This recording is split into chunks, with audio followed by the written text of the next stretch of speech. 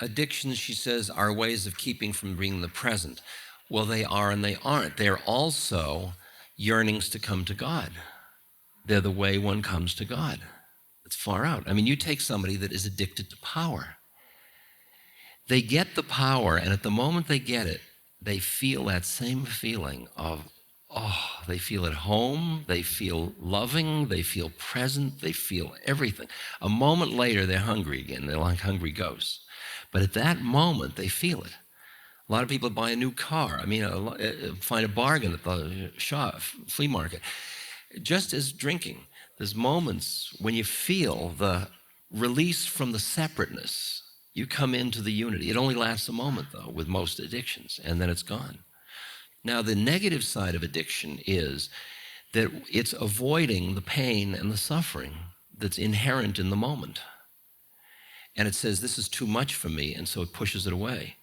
So there is both in the addiction a psychological component, which is aversion, and there is also a spiritual yearning in it that are both in them. So to say it's just one is missing the point of it. It's got all of it.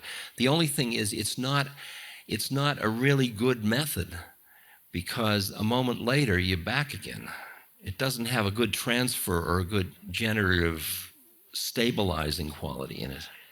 It's the same thing as when I used acid for a long time. I'd go up and I kept coming down and going up and coming down. And the question was, I wasn't taking acid to avoid life. I was taking acid in order to remember the fullness of my being. I was doing fine in life. That wasn't the issue. But I then saw that I couldn't stabilize it.